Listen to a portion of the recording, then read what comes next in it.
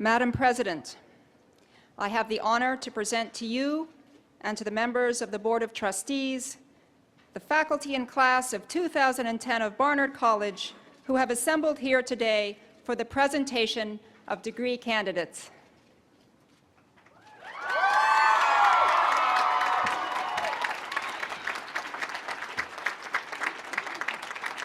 I am pleased to declare this 118th ceremony of the presentation of Barnard degree candidates now officially open. It is now my honor and my treat to introduce Anna Quindlen, Chair of the Barnard Board of Trustees, who brings greetings from the board.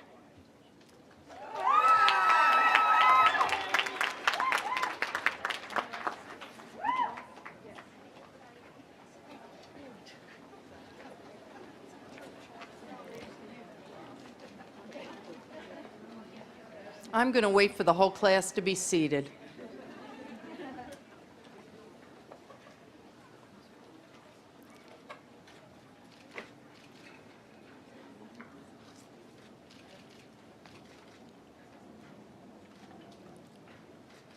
Barnard women of the class of 2010, I bring you the warmest greetings today from members of the Board of Trustees who are honored and delighted to have had responsibility for the college during your years here. We talk often of our great future. It is wonderful one day each year to see our great future spread so conspicuously before us. And I bring special greetings to all of you personally. We have something in common today. I am a member of the graduating class of 2010.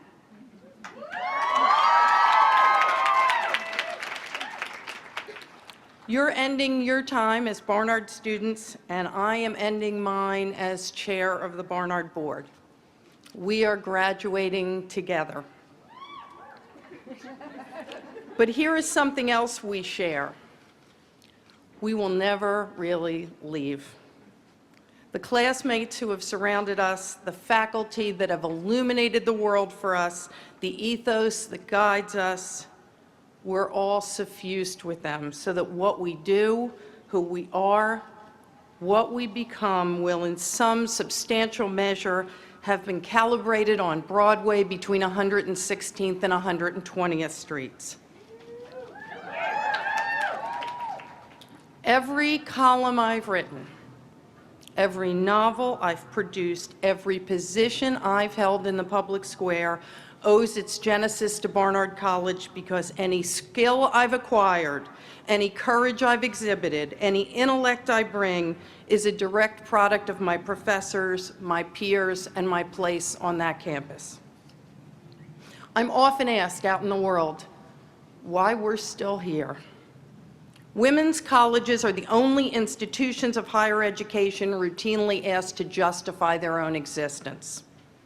No one asks why engineering schools are necessary or why Oberlin and Middlebury choose to stay small. Yet over and over again, we're asked to account for ourselves in the public square, just as we women are so often asked to account for our own choices and to justify the facts of our lives, whether we've chosen the fast track or the home front or neither or both. As the proud chair of the most selective college for women in this country, I'm asked constantly why we need single-sex education for women in the year 2010. And I know the answer. The answer is all of you. We Barnard women are singular. The women who are my friends from my time here and the Barnard women I work with on the board have an undeniable, ingrained sense of confidence and audacity, a belief that they will not be stopped or slowed. At Barnard, I learned that Elizabeth Bowen and Doris Lessing were writers who should be taken seriously. But I also learned that I should take myself seriously as a writer as well. At Barnard, I learned that Simone de Beauvoir and Mary Wollstonecraft had opinions worth considering. But I learned that my opinion was worth considering as well. At Barnard, I learned that there were not enough women scientists, mathematicians, elected officials, and jurists. And I learned that we were going to redress that imbalance, not by complaining about it, but by creating a new generation of women scientists, mathematicians, elected officials, and jurists right on our own 4 little acres. And so we have, and so we will. We take on the greatest city in the world. We take on the greatest city in the world in the shadow of one of its greatest research universities. And though we are small in size, we prosper mightily because we do so at a place not where we need to fight the good fight to be treated respectfully and taken seriously, but where our professors, our administrators, and our sister students assume that we are formidable people. And so we are. When I send a present to a newborn, I always include this message: welcome to the world. Well, you are definitely not children, but you're the youngest among us, and so I leave you with a variation of that message. Welcome to my world. Being a Barnard graduate will demand the best of you. It will make the best of you, too. I stand here as living testimony to that fact. Barnard changed my life, and now it will change yours. Today, we graduate together. We go, we grow, but we do not leave, any of us. Bless you all.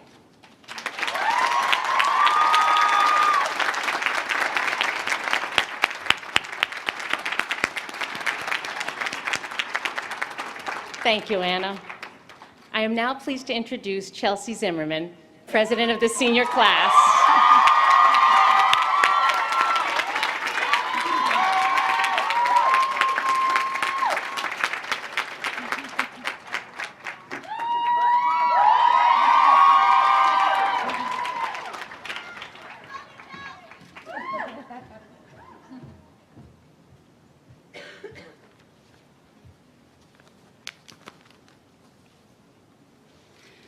President Spar, Dean Denberg, members of the Board of Trustees, faculty, fellow graduates, parents, relatives, and friends, I am honored to be speaking to you today. Mom, please stop crying. Like all first intense and passionate loves, I remember the first time I fell in love with Barnard. I had visited more than a few appealing schools. I walked into Barnard Hall and was greeted by creative, smart, artistic people. They had an aura, and those were just the security guards.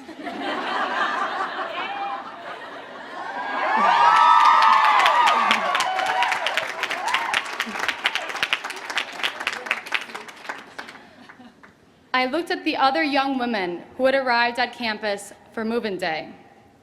They were not from Minnesota like me. They could speak like native New Yorkers.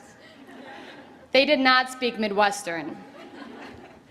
I knew that when I got that quizzical look after asking if they liked puppy chow. They thought dog food. I thought the quintessential Minnesota snack, filled with chocolate, Chex Mix cereal, powdered sugar, and peanut butter, the ambrosia of the gods. And my Minnesota-isms were just one small sample of regional variations from a mix of women from 40 states and 19 countries, the creme de la creme of one of the most competitive admissions pools in Barnard history. Yep. I look out with so much pride, love, and affection at you, my friends, the class of 2010, gorgeous from the inside out. I look at you, and I'm still in love. We have laughed, cried, learned, talked, debated, and challenged each other. And how lucky we were to have such amazingly inspiring teachers, exuding intellectual curiosity, and brilliance. I am so proud to be here as part of an interconnected stream of women who have excelled. For my lifelong heroine, Meryl Streep, who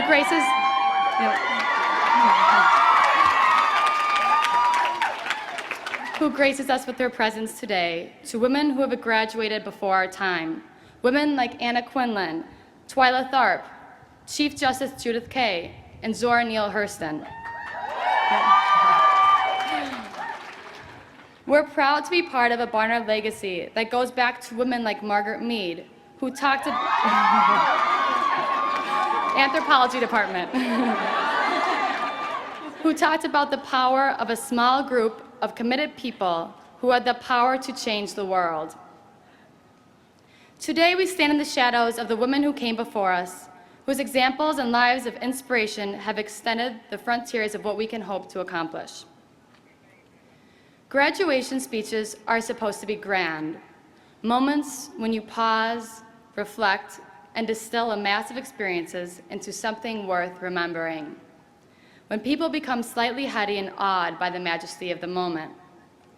If you are a parent or grandparent and you witness the birth of one of us, I ask you to think hard and to drop that memory and feel the magic and the power of that moment. Harkening back to and thanking you for that moment is a modest Midwesterner's way of saying thank you, parents, for giving us the gift that allows us to stand here today.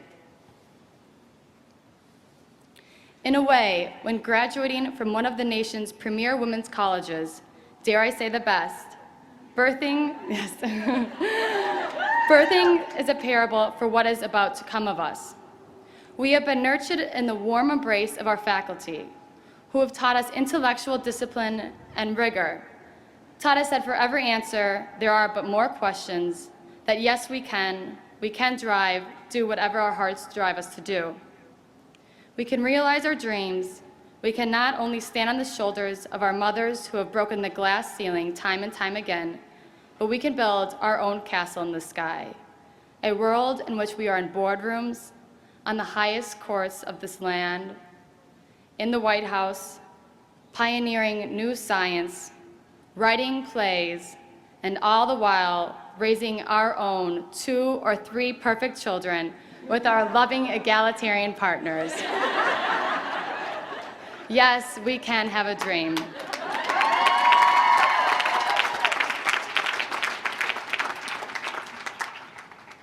We are a long way from the day, back in the early 1960s, when the Barnard catalog talked about how women were required to wear pants or dresses below the knee when crossing Broadway for fear of how we might inflame, attract, excite, or be diverted by the young men across the street.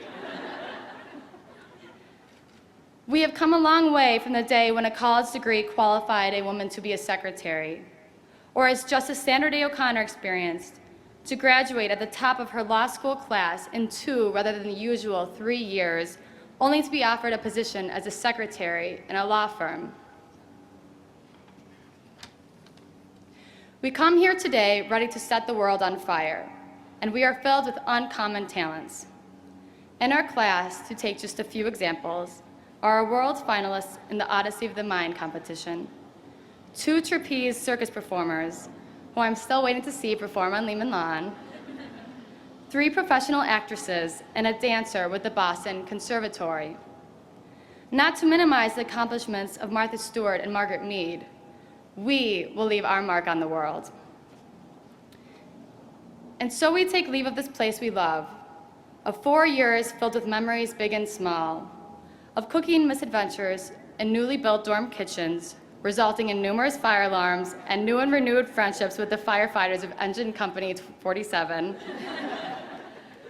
of travel through our subterranean tunnels when the construction of the Diana Center forced us underground for 2.5 years, sometimes in our pajamas and slippers. We witnessed 2 historic presidential inaugurations, that of President Obama on a frigidly cold January morning, and President Spar in a filled-to-capacity Riverside church. President Obama urged us to, quote, pick ourselves up, dust ourselves off, and get to work. And President Spar inspired us with her vision of making Barnard a world-class institution for the study of women's leadership. Class of 2010, let us greet the future. Barnard has equipped us with the tools to tackle the unknown challenges that await us. It's up to us to use the tools wisely. Let us find joy in what Barnard means to us now and will mean in the years ahead. We should bask in the glory of this day, pausing to reflect on how we can best use our boundless energy and talents. As T.S. Eliot once wrote, "What we call the beginning is often the end. And to make an end is to make a beginning. The end is where we start from. The challenges are before us. Let us rise to meet them."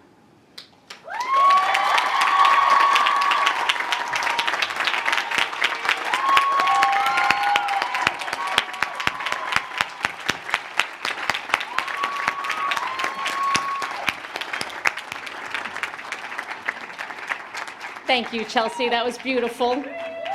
I am now pleased to introduce Elizabeth Boylan, Provost and Dean of the Faculty, who brings greetings from the faculty.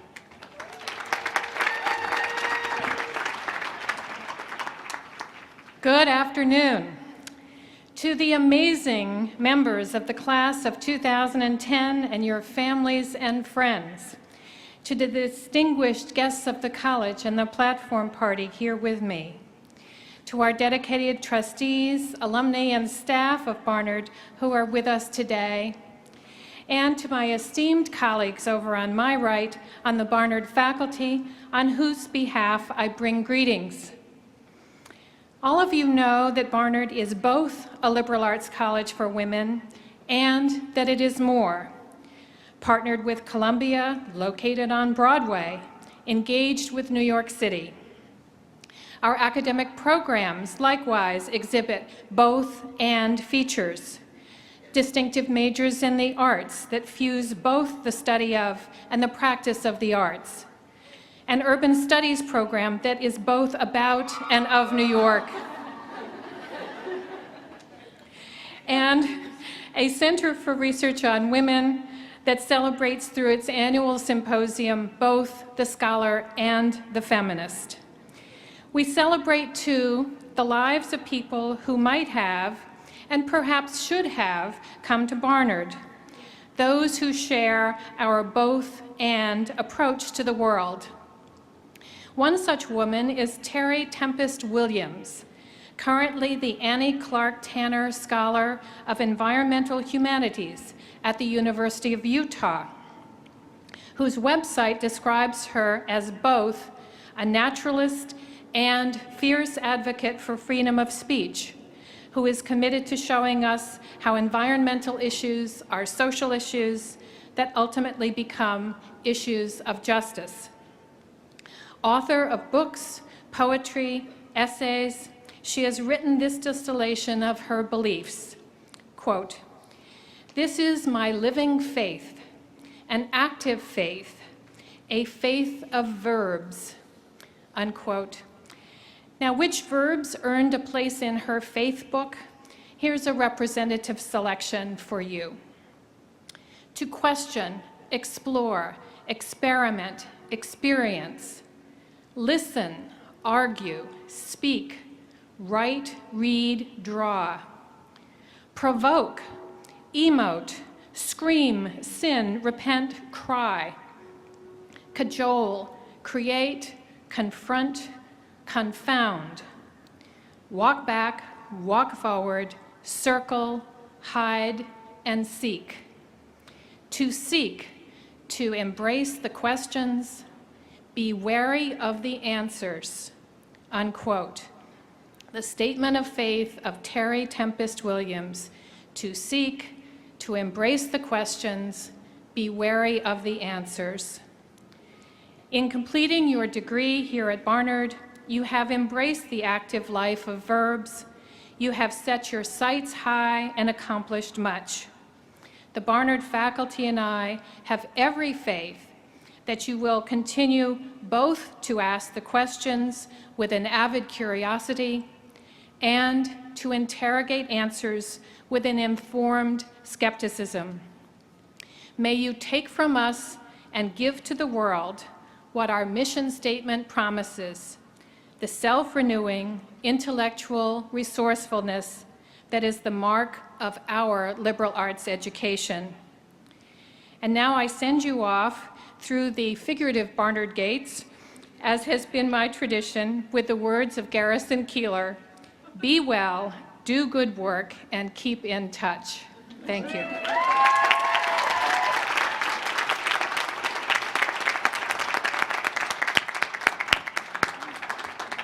I am now pleased to present Catherine Palillo, President of the Student Government Association.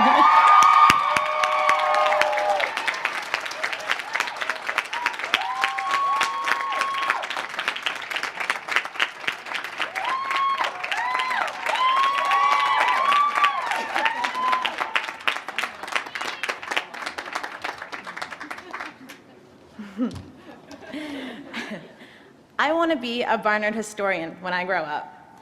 I've spent hours in the archives poring over pictures and yearbooks and newspaper clippings, eager to learn the stories of Milbank, Held, and McIntosh.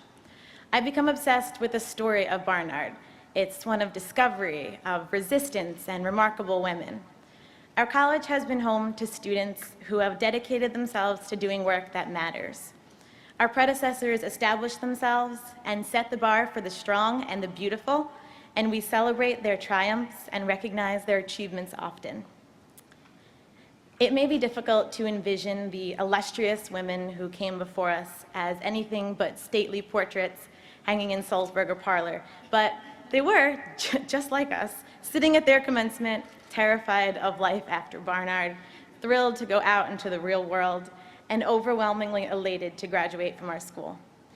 As we process in our caps and gowns, looking very much like the pictures of graduations past, I'm reminded of the similarities we share with our foremothers.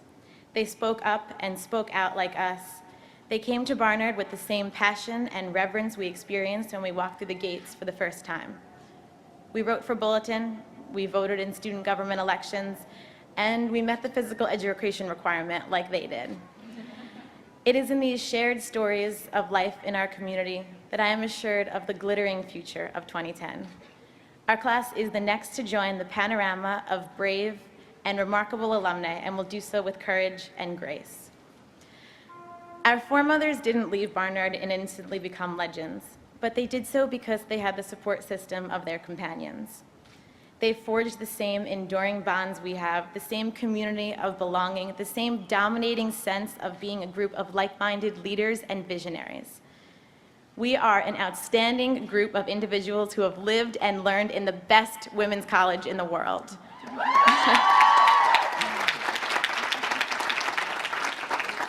We have enacted elaborate power takeovers in reacting to the past. We've hosted cultural months, art showcases, and midnight breakfasts, and we have repeatedly taken back the night. We've competed with the brightest young minds in our classes, in our clubs, and on our teams. We've questioned authority. We've broken through barriers, and we have been afraid, and we have been through the fear, and we have defeated it. I'm not sure there's a typical Barnard experience. The hundreds of opportunities for discussion, achievement, and empowerment make it difficult to generalize our individual journeys. But certain elements that are crucial to developing in an environment surrounded by brilliant and inspiring women bridge the differences among our diverse population. Much like the women before us, our paths to self-discovery have been long and winding, with detours and stretches of unpaved road. We've established community in the absence of a student center. We've watched homecoming games and gone to the gym and cheered on the best rebounder in the nation.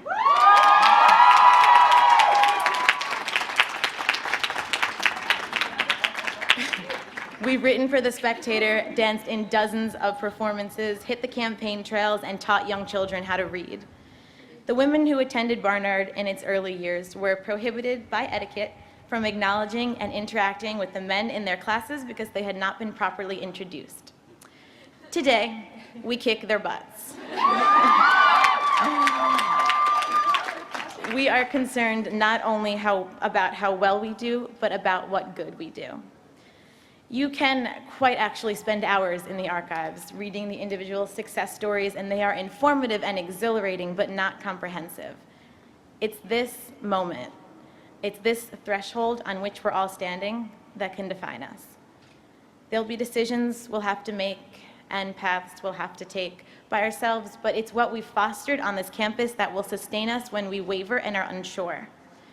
What we have here today can't be described as camaraderie, it's not a partnership, we're not affiliated with each other, and we're not a clique.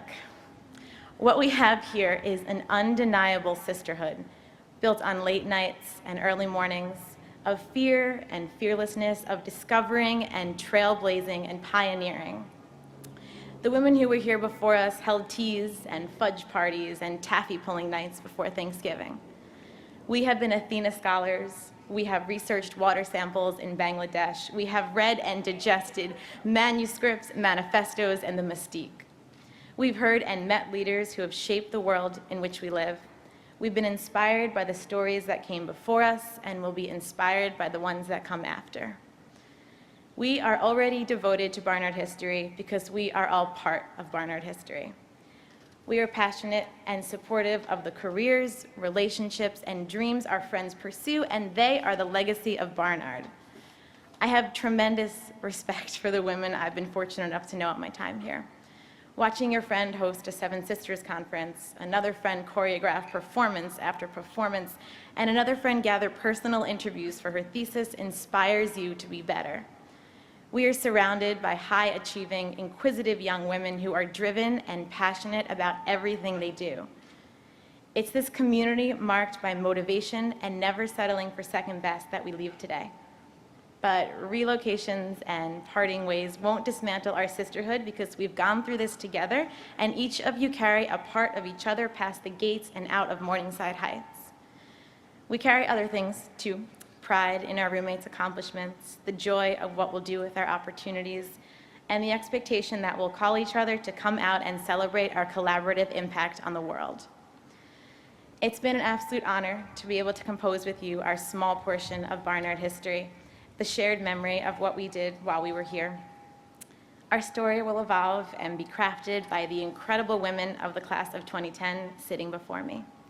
I wish you the best of luck in your futures. Congratulations.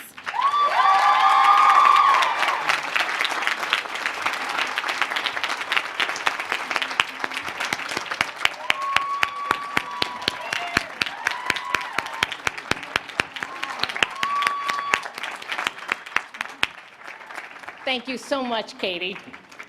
Speaking of history, in 1931, Barnard established the Frank Gilbert Bryson Prize to recognize the senior who receives the most votes of her classmates for her contribution to Barnard during her college years. In keeping with tradition, no one in the class, including the recipient, knows the outcome of the balloting until it is announced at this ceremony. This year's Bryson Prize is awarded to,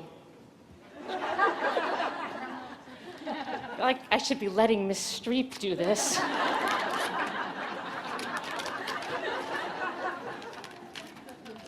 Amy Chan.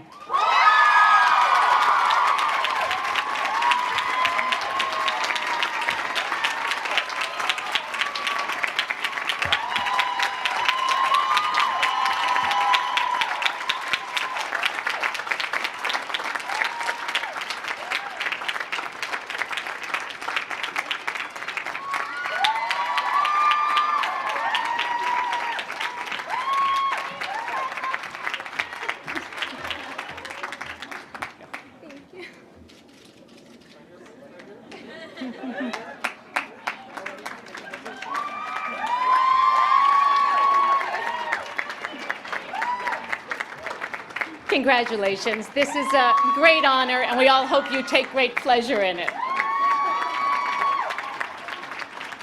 I am now pleased to present Sally Davis and Melissa Lasker, co-chairs of the Senior Fund Committee.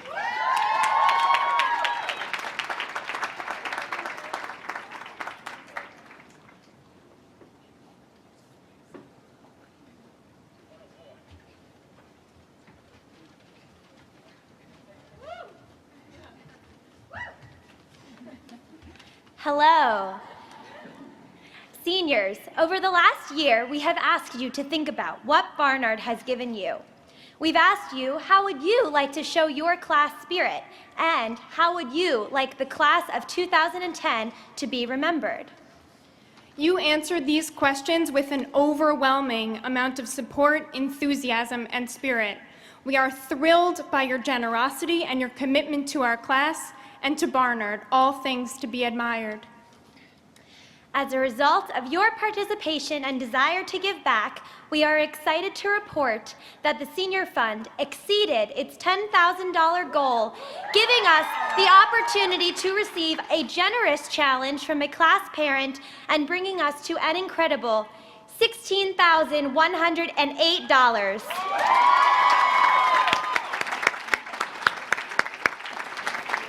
This money, raised by nearly 60% of our class, represents one of the highest totals in the history of the Barnard Senior Fund and will go toward our legacy gift.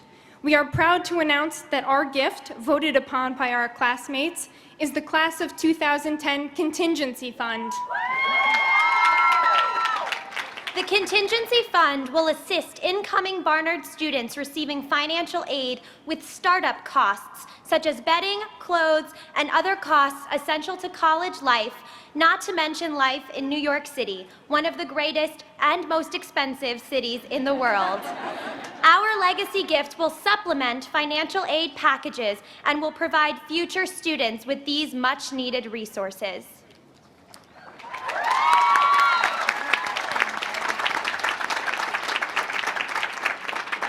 Take today to be proud of yourselves, your achievements, your successes, and your legacy.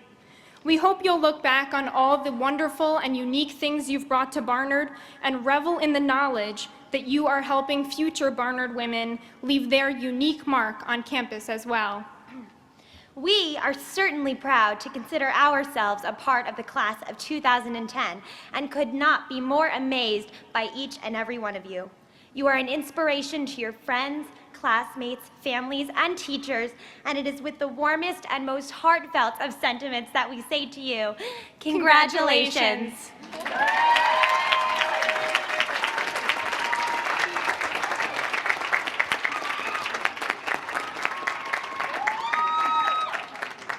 Thank you to both of you, and thank you to all of you. That is not only a generous gift, but an incredibly thoughtful and important gift. So thank you on behalf of all of us here. I am now pleased to present Alicia Mountain, who will offer academic reflections on behalf of the class of 2010.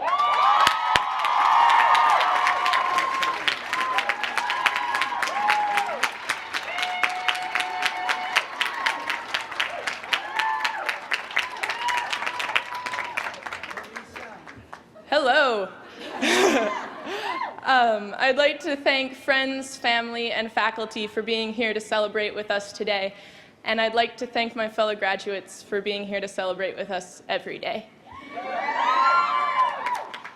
It's fair to say that during my past 4 years at Barnard, I've fallen in love with America. And I mean deeply, smittenly, unconditionally in love. In high school, at my most rebellious, I had dreams of going to college in some romanticized foreign place.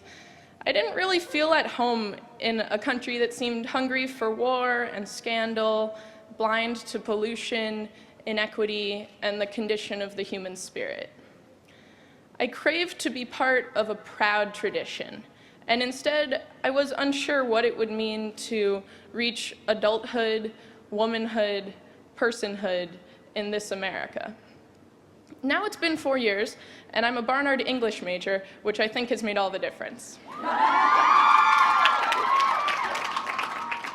In my courses of study each semester, my professors reintroduced me to the characters of our history, and I met America through its great writers. I read Adams and Jefferson, who taught me about the optimism of democracy. And then I read Frederick Douglass, who showed me some of its failings. Emerson and Thoreau explained to me the sublime and transcendental majesty of the land we live on. William Apis, a Pequot, taught me who had walked the land before it was America. Fitzgerald showed me wealth, and Hemingway war, while Morrison and Hurston showed me the strength of women. Dickinson made me want to try and try and try again to understand. Faulkner taught me about bearing burdens. I could go on and on about them in the same way that I talk about my wonderful friends and roommates, favorite professors and parents, because these are the people who have taught me who I am. New York is such a worldly, cosmopolitan place, which is part of what thankfully brought me to Barnard. As global as it is, New York has also been a crossroads of America. This is where Walt Whitman sang a joyous Song of Myself, and Langston Hughes replied, "I too sing America." In our time at college, we welcome those who are working to shape our country today. We saw Hillary Clinton in Barnard Hall, and we heard President Obama's inauguration on the steps at Columbia. We got to spend our days with brilliant scholars, many of whom changed our minds and perhaps changed our lives. And we've become acquainted with those who will write the next chapter in the story of our society, our classmates. I'm not sure what I'm going to do with my life yet. A lot of us aren't sure what we're going to do with our lives yet. I wrote my senior thesis on a great American novel, Moby Dick. In my thesis, I wrote about the philosophical sublime in Moby Dick. And sometimes, even though I don't know what I'm going to do, I wish that I wanted something as badly as Ahab wanted that whale. The sublime is that sensation that comes with recognizing the vast magnitude of the world we live in. It's the experience of witnessing infinity. It's the feeling of both terror and delight at the same time. The sublime is to stand on the precipice of greatness, which is where we're all standing today. That feeling of terror is important to the sublime, and it's okay to be afraid, guys. But we have far, far more to delight in. We're lucky that Barnard has endowed us with the skill, compassion, and curiosity needed to step off that precipice, knowing we will land on our feet, able to pursue happiness. In all of my uncertainty about the future, I still feel that America is a place full of infinite potential, a nation that flung itself into existence not so long ago, and that's something to be excited about. Let's remember those who have taught us, in classrooms, in homes, and in books, and let's go out and do right by them, and let's do right by ourselves. Congratulations, and thank you.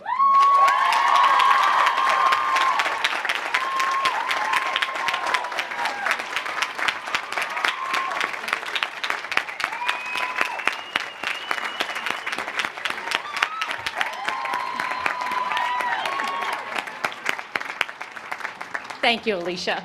Beautiful. We now turn to one of the most important moments of our commencement, the presentation of the Barnard Medals of Distinction to individuals who represent the college's ideals of excellence, innovation, intellectual curiosity, and service.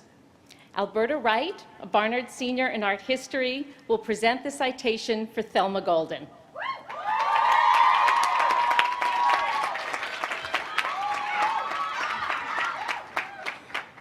Madam President, I have the honor to present as recipient of the 2010 Barnard Medal of Distinction, Thelma Golden. Thelma Golden.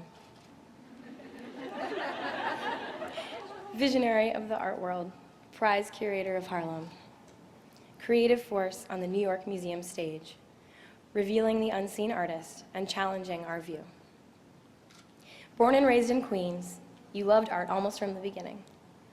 You visited museums as a kid, and by the age of 12, when you discovered that a curator was the person who put those things up, your sights were set. You landed an apprenticeship at the Metropolitan Museum as a high school senior, and in 1987, joined our Women's College Sisterhood, earning your BA in Art History and African American Studies from Smith. After paying your dues, assisting and interning, you took a position at the Whitney Museum of American Art in 1991. There, just 4 years out of college, you began to make a significant mark in an otherwise male-dominated profession. That mark became a very big splash when you co-curated the Whitney's 1993 landmark and hotly debated biennial. The predominance of women, African American, Asian American, Latino, and gay artists whose work you showed was as controversial as it was unprecedented. Your solo curatorial debut a year later was no less bold and is talked about still. Black male representations of masculinity in contemporary American art hit a cultural nerve, and you stood fearless and unapologetic in its wake. Thinking outside the box about issues of race and gender was your signature, and you remained at the Whitney for a decade. The Studio Museum in Harlem followed in 2000, and within 5 years, you were named to the post you so brilliantly hold today, Director and Chief Curator. In your own words, you see museum as think tank, exhibition as the ultimate white paper, Harlem as the psychic heart of the Black experience, and curating as an active verb, the truest form of collaboration. And there, on West 125th Street, with shows like Freestyle, Frequency, and Flow, you make it all happen. According to one trustee, wherever you go in the art world, when you say Thelma, you don't have to say Golden. Today, it is my personal privilege to celebrate you, along with the 500 amazing classmates here before you. For, as we say at Barnard, majoring in unafraid.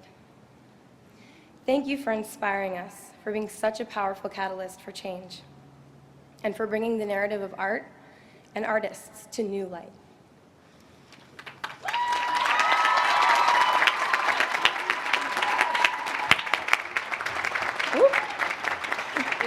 It is my great pleasure to present you with the Barnard Medal of Distinction.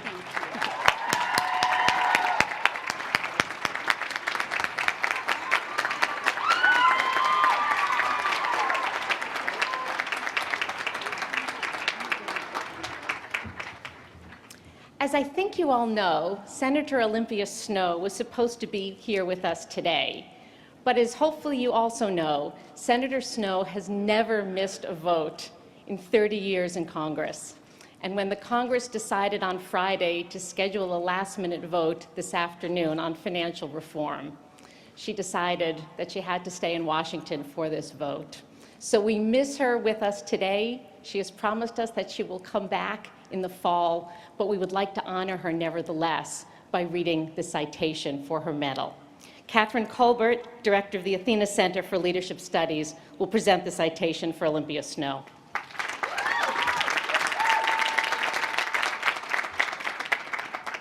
Olympia Jean Snowe, United States Senator, distinguished public servant, tireless advocate on behalf of Maine. You have blazed a trail of congressional firsts as you have earned the respect of a nation. You were born in Augusta, Maine, to Greek immigrant parents, whose early deaths were the life-altering moment of your youth. Raised by your aunt and uncle in Auburn, you graduated from high school there and went on to the University of Maine and a Bachelor in Political Science in 1969. We set foot on the moon as you took steps toward a future in politics.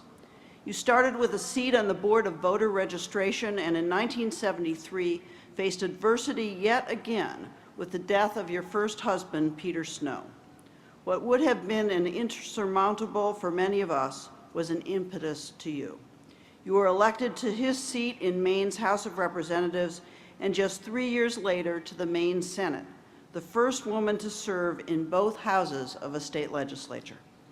When you walked onto the national stage in 1978, it was impossible not to take notice. At just 31, the youngest Republican woman ever elected to Congress and the first Greek-American woman as well. Representing the 27,000 miles of Maine's 2nd District, you not only covered a lot of ground, but you met 1st District Congressman John Jock McKernan. He was governor when you married in 1989, and you wore the hats of First Lady of Maine, U.S. Representative, and with your election to the U.S. Senate in 1994, where you carried every county of the state, Senator Olympia Snowe, first woman in American history to serve in both houses of Congress. For 16 years, through 2 re-elections with wide margin wins, you have brought undeniable skill to the job. You've shown us that one vote can be a critical vote, that building consensus is a worthy goal, and that the center can be a place of both energizing heat and light. From women's health to student financial aid, from prescription drug coverage to welfare reform, from oceans and fisheries to campaign finance. You advocate for families and children and the right to choose in all its manifestations. And as evidenced today, you never miss a vote. You have said, "I'm always willing to be the only Republican if it's the right thing." And most recently, in the unfazed and measured style that we've come to know, you brought that to bear on finance reform. You crossed the aisle with more grace than Ginger Rogers. Oh, favorite daughter of Maine, we are honored to embrace your leadership, to admire your intellect, integrity, and dedication that have so defined your service. It is with nonpartisan pride and unequivocal pleasure that we proclaim to the heights of Mount Katahdin your inspiring place in history.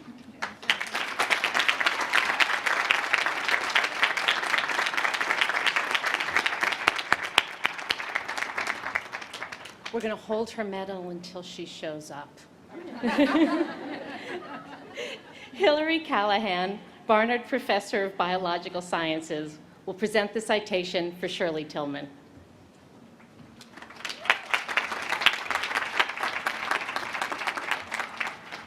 Madam President, I have the honor to present as recipient of the 2010 Barnard Medal of Distinction, Shirley Tillman. Shirley Marie Tillman. Academic leader, groundbreaking scientist, first woman ever at Princeton's helm. We thank, O Canada, your home and native land. For it was there in Toronto that you got your embryonic start, and at Queen's University, your honors Bachelor of Science in Chemistry. 2 years in Sierra Leone before you made your way to the US of A. You earned a PhD in biochemistry from Temple University in 1975 and stayed at Temple and the University of Pennsylvania to teach human genetics, biochemistry, and biophysics. During postdoctoral studies at the National Institutes of Health, cloning the first mammalian gene was part of your pioneering research. In 1986, Princeton University beckoned, and you heeded the call. Professor of the Life Sciences, founding director of the Louis Sigler Institute for Integrative Genomics, chair of Princeton's Council on Science and Technology, recipient of the 1996 Award for Distinguished Teaching. And beyond Fitz-Randolph Gates, an investigator for the Howard Hughes Medical Institute, a force behind the Human Genome Project, a member of the National Academy of Sciences, and Google's board of directors. Barnard's own Distinguished Woman in Science lecturer, a recipient of awards as numerous as they are deserved. What you have done for the culture of inquiry, the spirit of learning, and all that is Princeton is immeasurable. In 2001, you became its 19th president, and in so doing, made history. In your decade of remarkable leadership, in your lucky orange shoes, you have continued to be an advocate for women in science. You have instituted family-friendly policies, enriched the arts, and created a neuroscience institute. You have connected with students and campus life and embraced the challenges of globalization. As always, you champion discovery and diversity, speaking candidly against old norms while keeping a 264-year legacy in mind. When Woodrow Wilson, Princeton's first president of the 20th century, said that the object of education is to enlighten, strengthen, and make fit, he foretold your 21st century lead. And today we join all who came before and the multitudes who have raised a root beer at the Hoagie Haven in the spirit of old Nassau to celebrate the impact you have made on higher education. You have enriched the academic community that we at Barnard hold dear, and we offer you our deepest thanks. Thank you, Hillary.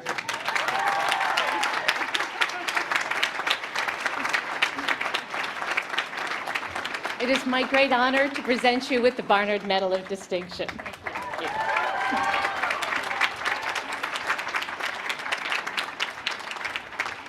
And now I have the great honor of presenting the citation for Meryl Streep.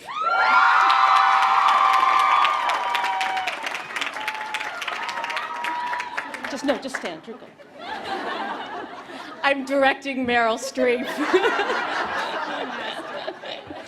Meryl Streep, legendary actor, master of the voice of women, advocate for our causes.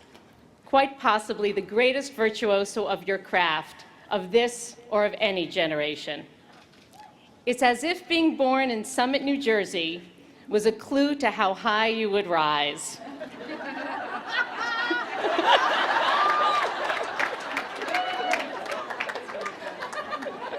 From cheerleader and homecoming queen to cum laude graduate of our sister Vassar in 1971.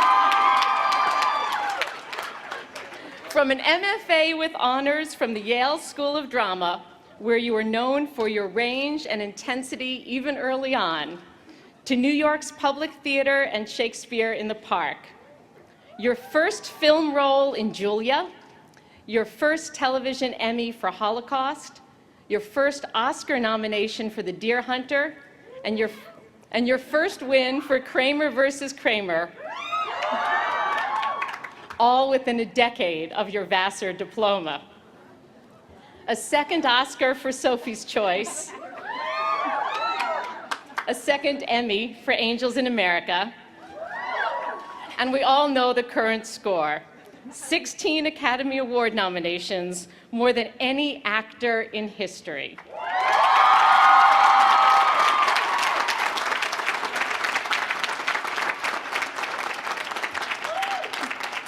"25 Golden Globe nominations with 7 wins, another record. SAG Awards, People's Choice, Tony nomination, Lifetime Achievement, and a Grammy nod for Mamma Mia, where your words, "Here I go again," could not be more apt. Summing up your magnificent career is harder than mastering Boeuf Bourguignon. You've taken us from present-day Manhattan to 19th century England, from Madison County to colonial Africa, from runway to kitchen to convent. The women you have painstakingly rendered have struggled with the drama of divorce, the lure of secret love, the clutches of addiction, and, forever etched in our minds, the most agonizing choice a mother could make. But we have laughed with you as well in your turns as the Greek Isle goddess, the French chef, the icy editor-in-chief. You even animate well, as Bart Simpson's girlfriend and that fantastic Mrs. Fox. Your perfect intonation always astounds. Polish, Danish, Australian, Irish, the subtle slur of Western Pennsylvania. And your collaborations never fail, with Hoffman and Redford, Brosnan and Nicholson, Eastwood and Tucci, Hathaway and McLean. With each, you demonstrate that you're a chameleon at the core, inhabiting every kind of woman, the exotic to the ordinary, with equal parts realism and heart. And you're almost certainly the first female star who is more luminous now than ever, who has soared past ingenue into a broader cosmos. Yes.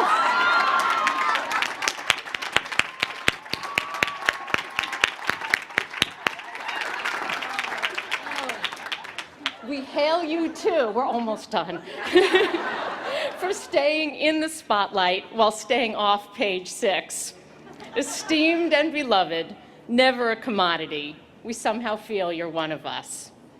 Meanwhile, for the women of the world, their children and the environment, you have taken time and energy to give of yourself, lending your voice to myriad organizations like Partners in Health and Equality Now. and your work on behalf of the arts, music, poetry, regional theater has enriched the human experience for us all. Quite simply, you are one true thing. We have learned from your brilliant portrayals, your moxie, your wit and humility, from Jane and Julia, Francesca and Miranda, Joanna and Sophie. So today, Meryl Streep, I am honored to present you with one award you have somehow managed not yet to achieve, the Barnard Medal of Distinction.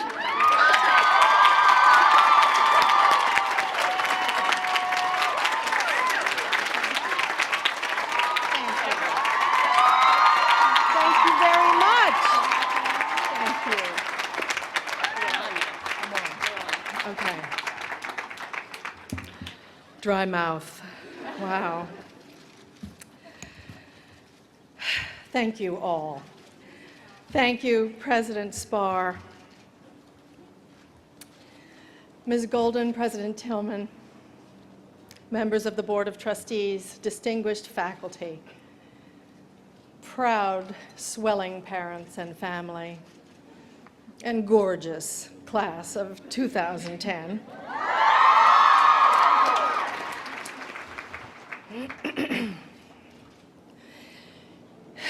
If you are all really, really lucky, and if you continue to work super hard, and you remember your thank you notes and everybody's name, and you follow through on every task that's asked of you, and also somehow anticipate problems before they even arise, and you somehow sidestep disaster and score big. If you get great scores on your LSATs, or MSATs, or ERSATs, or whatever, and you get into your dream grad school or internship, which then leads to a super job with a paycheck commensurate with the responsibilities of leadership, or if you somehow get that documentary edited on a shoestring budget, and then it's accepted at Sundance, and then maybe it wins Sundance, and then you go on to be nominated for an Oscar, and then you win the Oscar.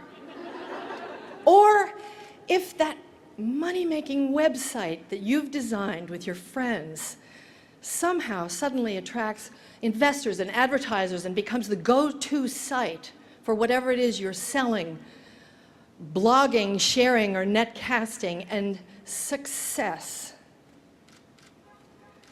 shining, hoped for, but never really anticipated success comes your way, I guarantee you, someone you know or love will come to you and say, "Will you address the graduates at my college?"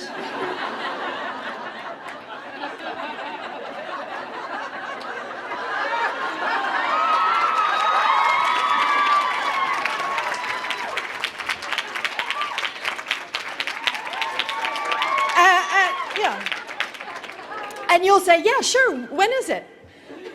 May 2010. 2010? Yeah, that's months away. And then the nightmare begins.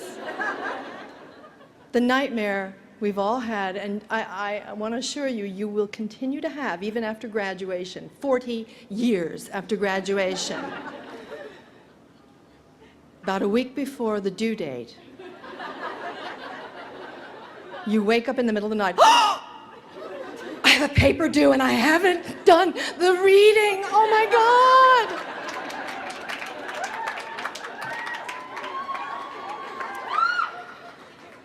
If you have been touched by the success fairy, people think you know why. It's true. People think success breeds enlightenment, and you are duty-bound to spread it around like manure, really. Fertilize those young minds. Let them in on the secret. What is it that you know that no one else knows? The self-examination begins. One looks inward. One opens an interior door. Cobwebs. Black. The lights bulbs burned out the airless, dank refrigerator of an insanely overscheduled, unexamined life that usually just gets takeout. Where is my writer friend, Anna Quindlen, when I need her? On another book tour. Hello, I'm Meryl Streep.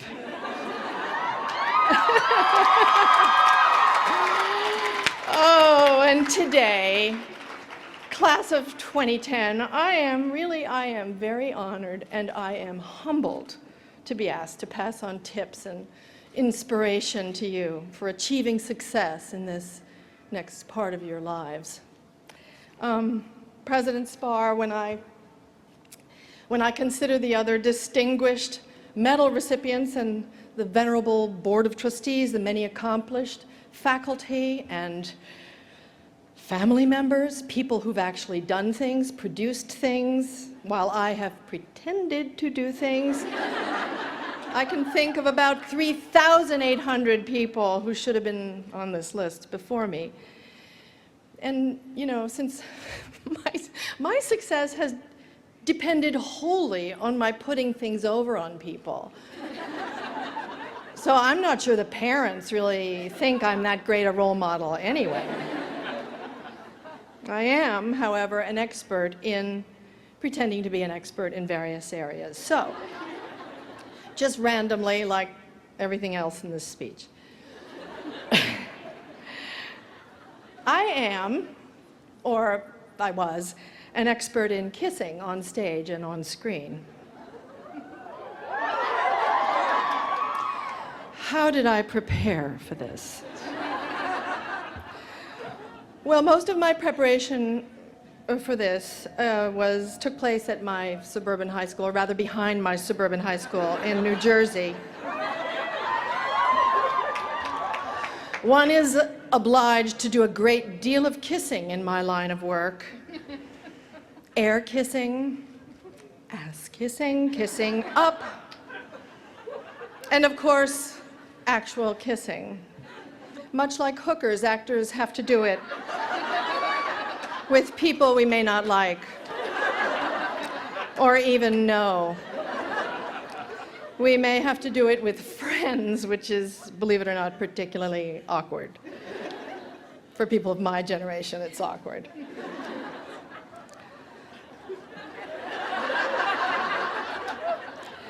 My other areas of faux expertise, river rafting, miming the effects of radiation poisoning, knowing which shoes go with which bag, coffee plantationing, Polish, German, French, Italian, that's Iowa-Italian from the bridges of Madison County, bit of a brogue, bit of the Bronx, Aramaic, Yiddish, Irish clog dancing, cooking, singing, riding horses, knitting, playing the violin, and simulating steamy sexual encounters. These are some of the areas in which I have pretended quite proficiently to be successful, or the other way around, as have many women here, I'm sure.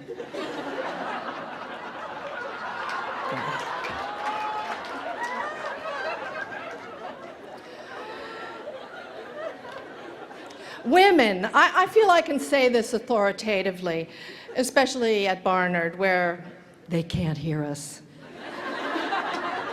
What am I talking about? They professionally can't hear us.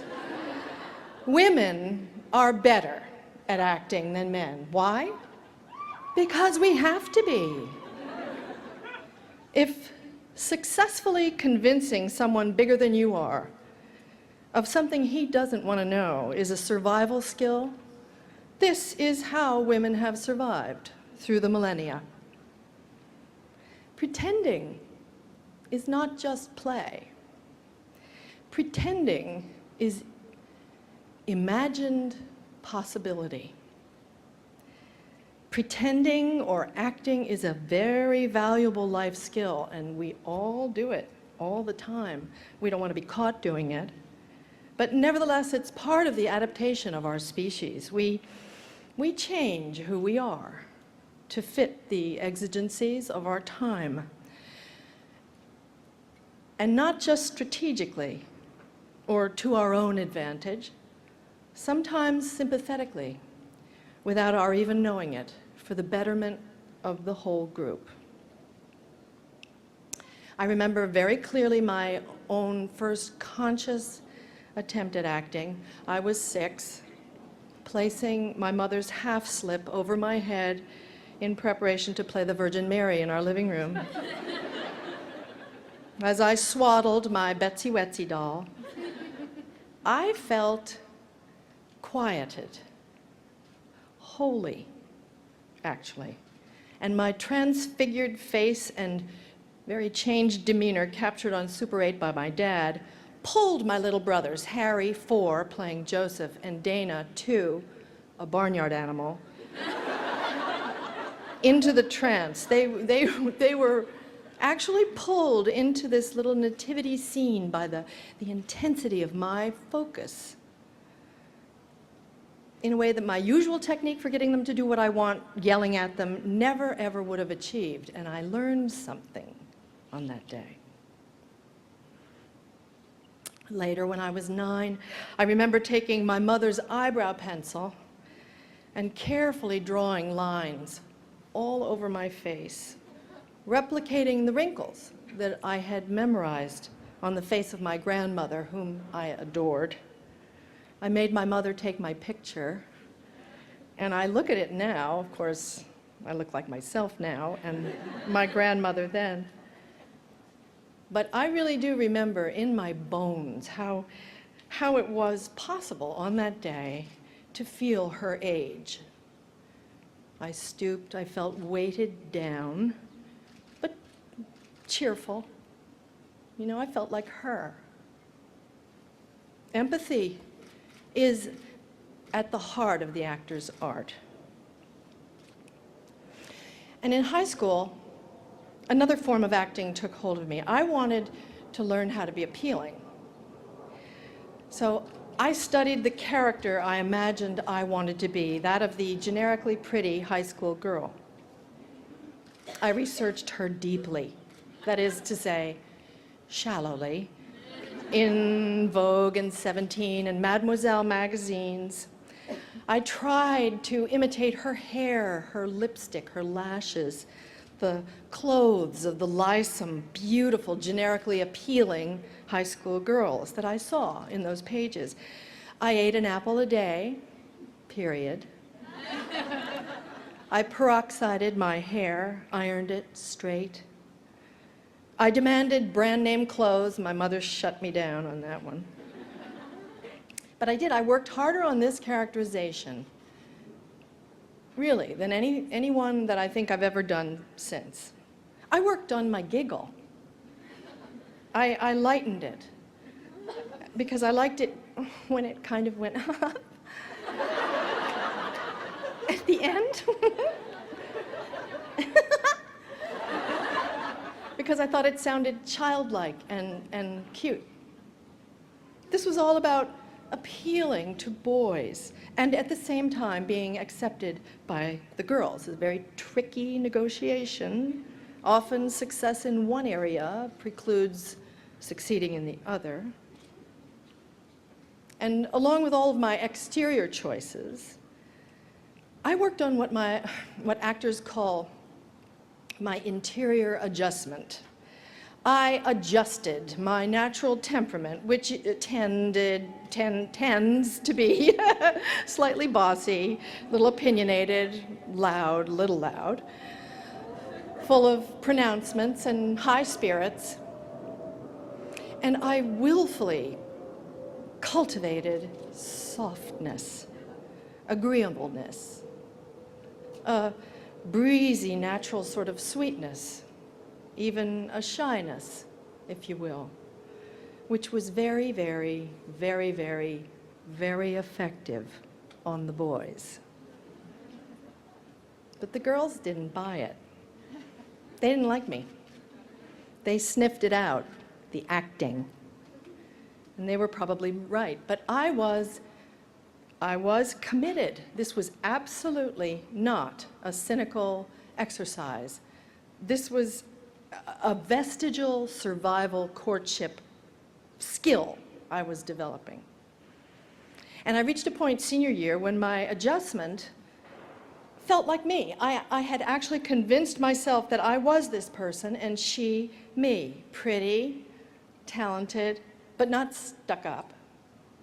You know, a girl who laughed a lot at every stupid thing every boy said, and who lowered her eyes at the right moment and deferred, who learned to defer when the boys took over the conversation.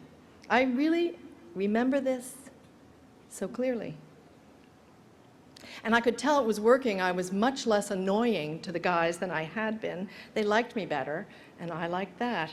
This was conscious, but it was at the same time motivated and fully felt. This was real acting. I got to Vassar, which 43 years ago was a single-sex institution, like all the colleges in what they called the Seven Sisters, the female Ivy League. And I made some very quick but lifelong and challenging friends. And with their help, outside of any competition for boys, my brain woke up.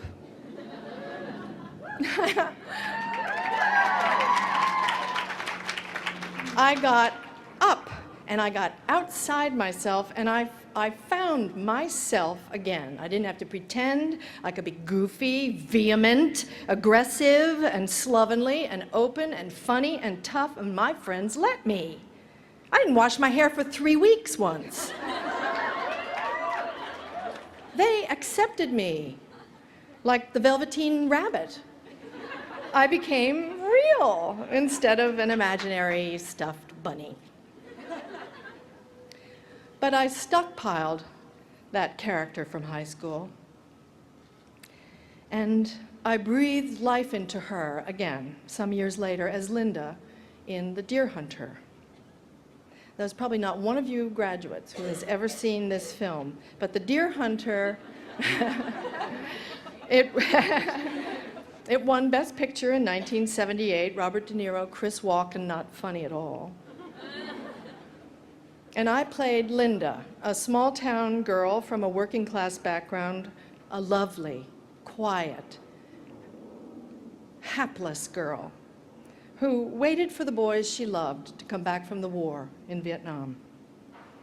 Often, men my age, President Clinton, by the way, when I met him, said, men my age mention that character as their favorite of all the women I've played. And I have my own secret understanding of why that is. And it confirms every decision I made in high school. This is not to denigrate that girl, by the way, or the men who are drawn to her in any way, because she's still part of me and I'm part of her. She wasn't acting, but she was just behaving in a way that cowed girls, submissive girls, beaten up girls with very few ways out have behaved forever and still do in many worlds. Now, in a measure of how much the world has changed, the character most men mention as their favorite is Miranda Priestly. The beleaguered totalitarian at the head of Runway magazine, Devil Wears Prada. To my mind, this represents such an optimistic shift. They relate to Miranda. They wanted to date Linda. They felt sorry for Linda, but they feel like Miranda. They can relate to her issues, the high standards she sets for herself and others, the thanklessness of the leadership position, the nobody understands me thing, the loneliness. They stand outside one character and they pity her and they kind of fall in love with her, but they look through the eyes of this other character. This is a huge deal because, as people in the movie business know, the absolute hardest thing in the whole world is to persuade a straight male audience to identify with a woman protagonist, to feel themselves embodied by her. This, more than any other factor, explains why we get the movies we get and the paucity of roles where women drive the film. It's much easier for the female audience because we were all brought up, grown up, identifying with male characters from Shakespeare to Salinger. We have less trouble following Hamlet's dilemma viscerally, or Romeo's, or Tybalt's, or Huck Finn, or Peter Pan. I remember holding that sword up to Hook. I felt like him. But it is much, much, much harder for heterosexual boys to be able to identify with Juliet, or Desdemona, or Wendy in Peter Pan, or Joe in Little Women, or The Little Mermaid, or Pocahontas. Why? I don't know. But it just is. There has always been a resistance to imaginatively assume a persona if that persona is a she. But things are changing now, and it's in your generation that we're seeing this. Men are adapting. About time. They are adapting consciously and also without realizing it for the better of the whole group. They're changing their deepest prejudices to accept and to regard as normal things that their fathers would have found very, very difficult, and their grandfathers would have abhorred. And the door into this emotional shift is empathy. As Jung said, emotion is the chief source of becoming conscious. There can be no transforming of likeness into dark, of apathy into movement without emotion. Or as Leonard Cohen says, pay attention to the cracks, because that's where the light gets in.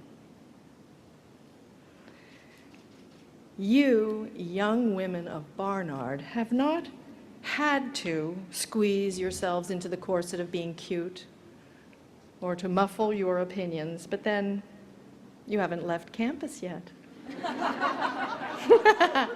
I'm just kidding. What you have had is the privilege of a very specific education.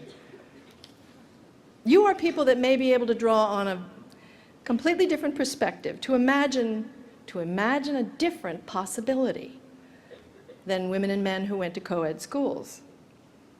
How this difference is going to really serve you, it's hard to quantify now. You may take you 40 years, like it did me, to look back and analyze your advantage. But today is about looking forward into a world where so-called women's issues, human issues of gender inequality live at the very crux of the global problems everyone suffers, from poverty to the AIDS crisis, the rise in violent fundamentalist juntas, human trafficking, and human rights abuses. And you are going to have the opportunity and the obligation, by virtue of your provenance, to speed progress in all these areas. And this is a place where, even though the need is very great, the news is too. This is your time, and it feels normal to you, but really there is no normal. There's only change and resistance to it, and then more change. Never before in the history of our country have most of the advanced degrees been awarded to women, but now they are.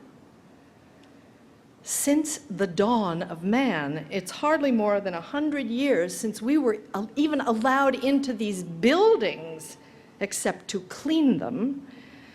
But soon, most of the law and medical degrees will probably also go to women. Around the world, poor women now own property who used to be property.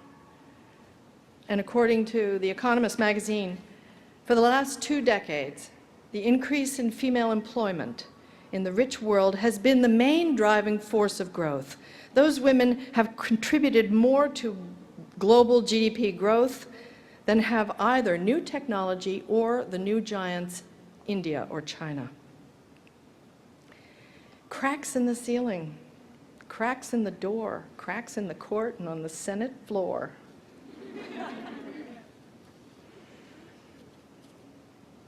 You know,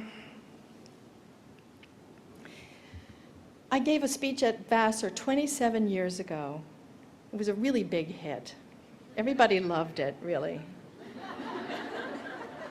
Tom Brokaw said it was the very best commencement speech he had ever heard, and of course I believed this. And you know, it was much easier to construct than this one. It came out pretty easily because back then I knew so much. I was a new mother. I had two Academy Awards, and it was all, you know, coming together so nicely. I was smart, and I understood boilerplate and what sounded good. And because I'd been on the squad in high school, earnest, full-throated cheerleading was my specialty. So that's what I did. But now, I feel like I know about 1/16 of what that young woman knew. Things don't seem as certain today. Now I'm 60. I have 4 adult children who are all facing the same challenges that you are. How it makes things tough for your family. And whether being famous matters really one bit in the end, in the whole flux of time. I know I was invited here because of how famous I am and how many awards I've won. And while I am overweeningly proud of the work that I, believe me, did not do on my own, I can assure you that awards have very little bearing on my own personal happiness, my own sense of well-being and purpose in the world. That comes from studying the world feelingly, with empathy in my work. It comes from staying alert and alive and involved in the lives of the people that I love and the people in the wider world who need my help. No matter what you see me or hear me saying when I'm on your TV holding a statuette and spewing, that's acting. Being a celebrity has taught me to hide, but being an actor has opened my soul.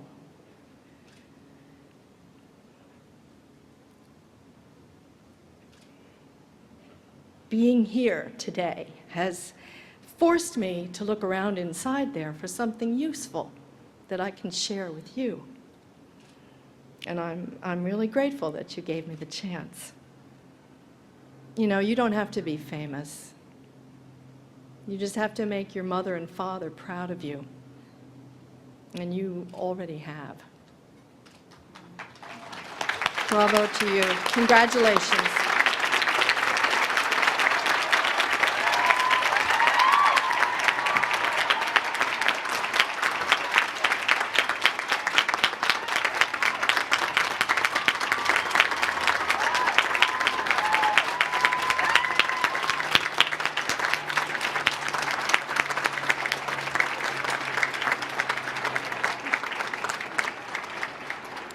Thank you so much, Meryl, for delivering a speech that was as inspiring as it was memorable. I'm sure from the bottom of all of our hearts, we thank you for being here and for being you. Now, Dorothy Denberg, Barnard class of 1970 and Dean of the College, will present the candidates for the degree of Bachelor of Arts.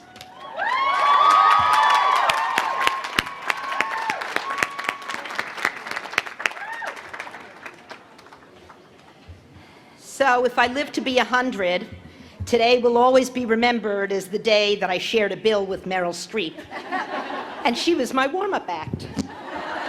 Okay. Madam President, it is my privilege and great pleasure to present to you now the outstanding, passionate, accomplished, environmentally and socially conscious, spirited, and creative young women of the class of 2010. I do so with mixed emotions, for we will miss them. We include some members of the class on whom the degree was conferred last February, those who have completed in this term the requirements for the degree of Bachelor of Arts, and some who expect, indeed, have solemnly pledged to complete work during the summer. I shall call only the names of those who are present here today. We wish the general college and departmental honors could be announced at this time, but senior programs are so diverse and the examination period so brief that a complete and accurate list of honorees could not be compiled for this afternoon's ceremony. Diplomas for those who have earned honors will be appropriately inscribed with cum laude, magna cum laude, or summa cum laude. Departmental honors and election to Phi Beta Kappa, as well as all college honors and prizes, will be posted on the website. At this time, I wish to pause and, on behalf of the members of the class, ask that we remember Aaliyah Phillips, who was awarded her degree in February and whose untimely and tragic death on November 10, 2009, has left a void in the hearts of her family, classmates, faculty, friends, and deans. We remember Aaliyah, her passion for social justice, her intellectual curiosity, her generosity, and her talent for friendship. The order of presentation will be by major fields, and candidates will process to the platform as their names are read. May I ask all of you, please, to withhold applause until the last senior has been presented. Africana Studies, Emma Impick.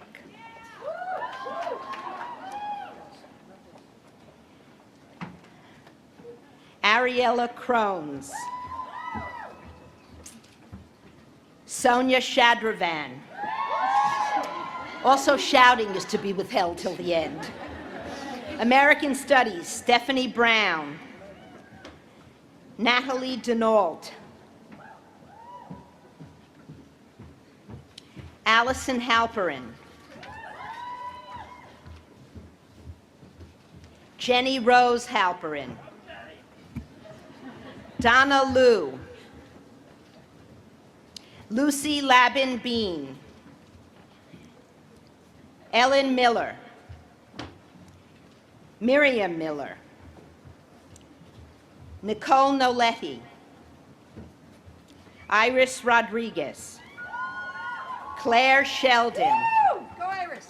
Rebecca Tuckman. Ancient Studies, Molly Fells. Ancient Studies and Anthropology, Irene Soto.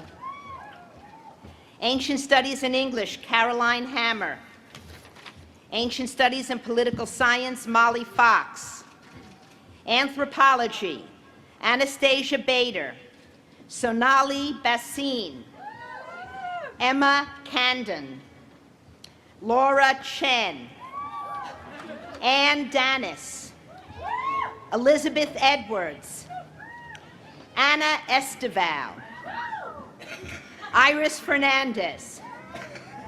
Megan Holland. Sarah Kim. Samantha Copin. Devora Labaton. Serena Lee. Marilla Lee. Christine Maloney. Gilly Messer. Kate Miles. Maya Mukhapadia. Bergen Pearson. Melissa Rodriguez. Sophie Shapiro. Ann Taylor. Marley Weiner. Erin White. Ruth Williams. Combined major in Anthropology and Human Rights, Verniva Ziga. Anthropology and English, Carly Leff. Anthropology and Film Studies, Marissa O'Hara. Anthropology and Theater, Elizabeth Noth. Architecture, Lydia Barty. Rachel Blatt. Desiree Cassoni. Monique Colas. Evelyn Ferreira. Charlotte Fure. Tanya Gershon, Erin Kennedy. Linda Levin. Allison McElbride. Jacqueline Meyer. Sachi Nasatir. That's a first. Christina Sanchez. Architecture and Mathematics, Gertrude Friedman. History and Theory of Architecture, Shaliana Lopez. Art History, Emily Cheeseman. Samantha Child. Christina Daly. Peggy Ebner.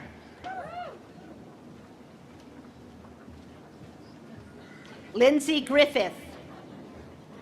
Kelly Michelle Gorado. Tanya Isaacoff. Christina Mandy. Tara McDonough. Stephanie Neal. Jacqueline Rogers. Madeline Sparer. Amanda Stoffel. Stephanie Taras. Jessica Wall. Art History with a concentration in Visual Arts, Madison Burgess. Clementine Gilbert. Xinhua Hong. Gabriela Monsanto. Milbury Polk Bauman. Combined major in Art History and Human Rights, Alberta Wright. Art History and Dance, Alexandra Duffy. Asian and Middle Eastern Cultures, Emma Deards. Hannah Fitzpatrick. Abigail Kerbel. Alicia Louie. Catherine Rooney. Chloe Surinsky. Kanaka Wada. Madeline Welch. Catherine Zhang. Mei Feng Zhang. Combined major in Asian and Middle Eastern Cultures and Jewish Studies, Laura Mafta. Asian and Middle Eastern Cultures and Economic History, Nancy El-Shami. Asian and Middle Eastern Cultures and Environmental Policy, Sarah Schuldenfrei. Asian and Middle Eastern Cultures and Environmental Science, Michelle Artani. Combined major in Asian and American Studies, Aretha Choi. Maggie Kim. Biochemistry, Brisa Herlacher. Wen Chi Jiang. Linda Suen. Majors in Biological Sciences, Carleen Bateman. Debbie Chen. Jessica Chen. Mary Rose Gradaville. Catherine Hong. Natalie Howlett. Sarah Ishal. Annie Zhang. Christine Lacuna. Catherine Rosen Gagnon. Lauren Thompson. Miriam Toaf.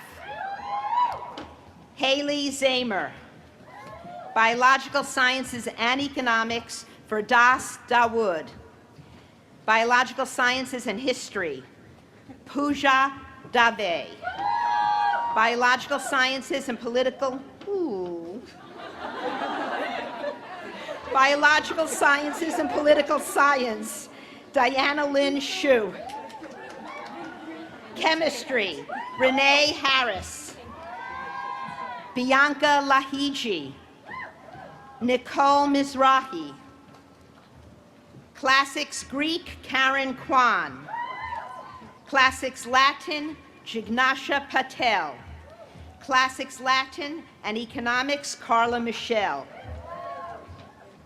Comparative Literature, Olivia Kurz. Heather Lowe. Alessandra Marks. Faith Rusk.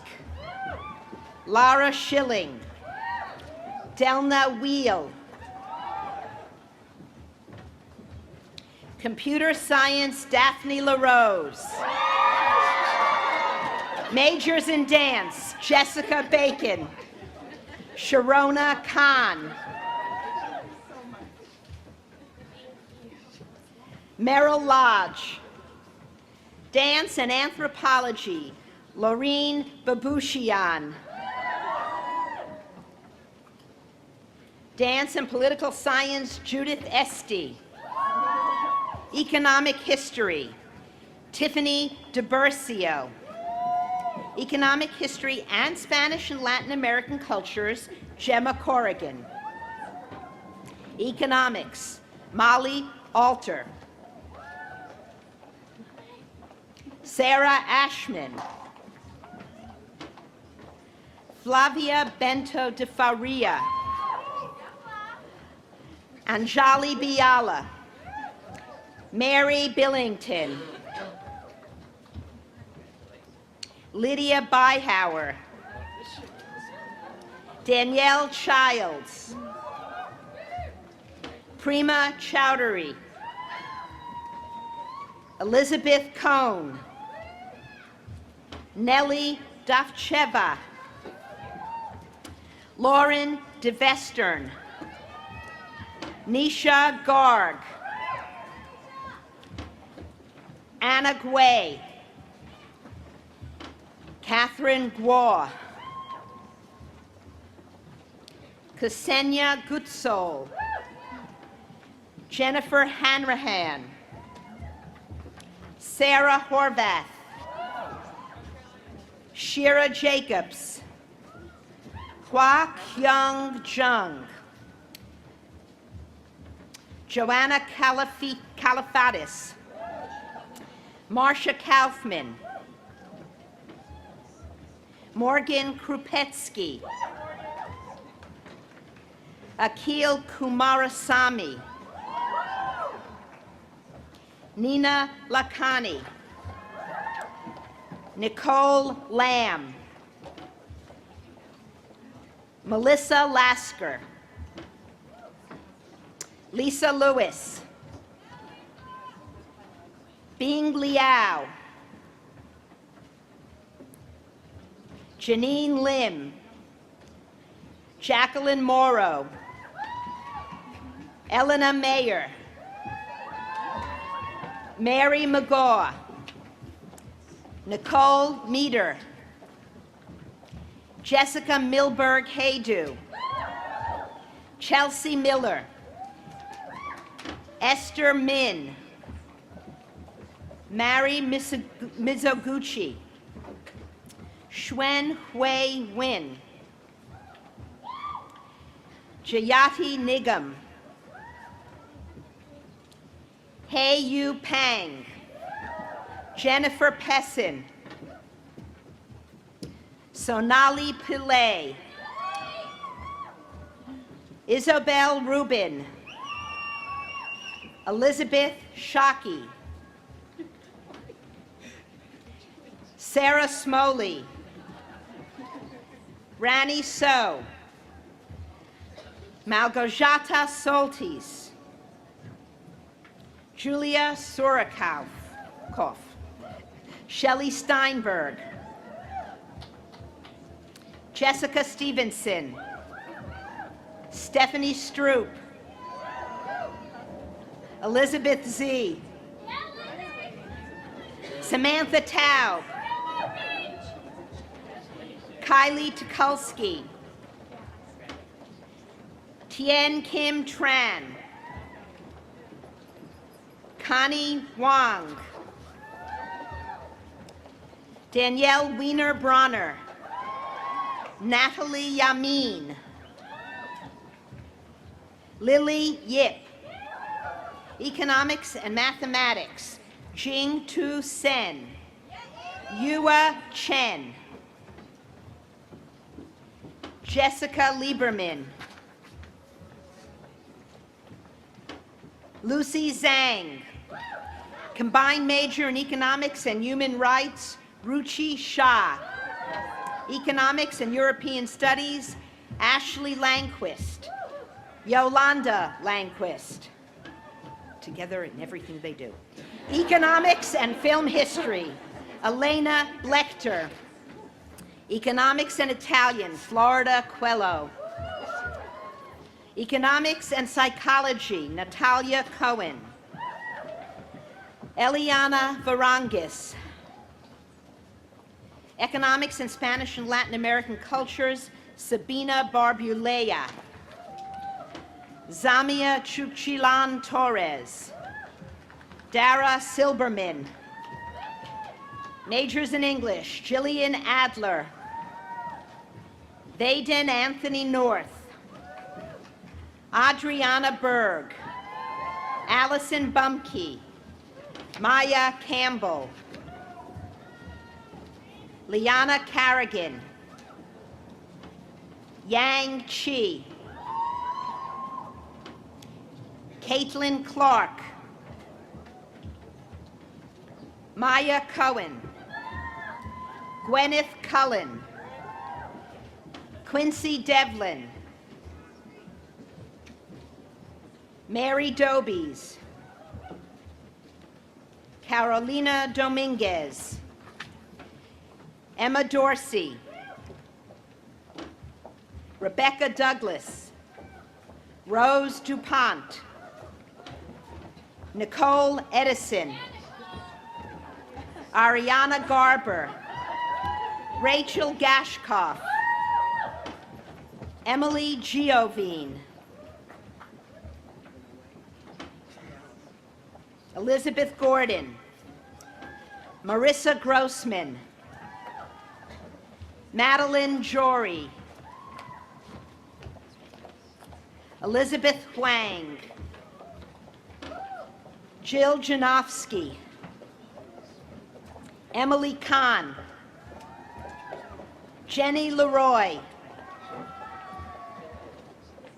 Jennifer Mandel. Jillian Marcellus. Lauren Marsh. Yahel Matalone. Elizabeth McAvoy. Megan McElroy. Hannah Oldsman. Caroline Porter. Caitlin Quenzer. Akshatha Ramakrishnan. Julia Reingold. Alexandra Rodriguez. Jamie Rubenstein. Naomi Shackner. Martha Shiverick. Nancy Schoen. Eve Solomon. Abby Stone. Sandra Susser. Veronica Shigyel. Julie Weiner. Samantha Wu. Rachel Ziegler. English with a concentration in American literature, Miriam Manber. English with concentrations in American literature and writing, Alicia Mountain. Jacqueline Stolzer. English with a concentration in film studies, Cynthia Cessant. Emily Coates. Shana Cornelius. Ariel Carlin. Madeline Langley. English with a concentration in theater, Tamara Geisler. Courtney Mitchell. Wesley Salazar. Rachel Weiss. English with a concentration in writing, Sarah Blakely Cartwright. Lauren Ely. Marissa Masick. Gizem Asalik. Julia Phillips. Malia Schulman. Abby Sugar. Clarissa Wang. Wen Yang. English and Film Studies, Jacqueline Dow. English with a concentration in theater and political science, Annette Larocco. English with a concentration in writing and history, Hollis McDonald. English with a concentration in writing and music, Catherine Hathaway. Environmental biology, Jennifer Blaha. Laura Diefenbach. Kamini Dubé. Ariel Leon. Environmental biology and French, Talia Arbit. Environmental policy, Emily Blanchard. Anna Law. Megan McNally. Joanna Pampalova. Acadia Rohr. Environmental science, Kara Fields. Tara McAlexander. Holly Menton Wheel. Samantha Roberts. Elena Steptaitis. Film Studies, Lucy Chang. Carolyn Getchis. Jessica Salinas. Margaret O. Film Studies and Political Science, Rachel Barber. Majors in French, Emily Baird. Tatiana Chilkovsky. Vanessa Gonzalez. Shara Grau. Danielle Jacob. Christina Politano. Madeline Rubenstein. French and Francophone Studies, Melanie Weniger. French and Psychology, Morgana Davids. German, Bryson Tedford. Majors in History, Emma Brockway.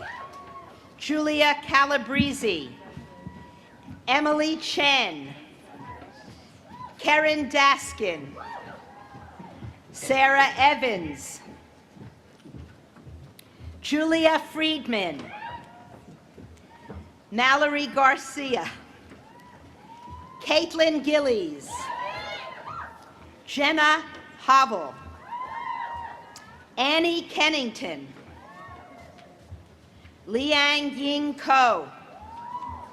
Sarah Kupferberg. Caroline Lang. Lan Lee. Haley Negrin. Sarah Panfil. Nina Roth. Chisato Sakamoto. Ann Salsick. Kirsten Schnitker. Sarah Shore. Alexandra Triumph. Gretchen Van Dyke. Esther Weisbrod. Diana Wilson. Special major in History, Theater, and Performance, Jamie Lubin. Italian, Elise Calderola. Cecily Wong. Italian and Political Science, Francesca Procaccini. Linguistics, Rebecca Standig. Mathematics, Emily Hathaway. Molly Stein. Elizabeth Williams. Music, Rebecca Greenstein. Catherine Hicks. Ethnomusicology, Brianna Bartley. Ashley Greger. Anna Perez.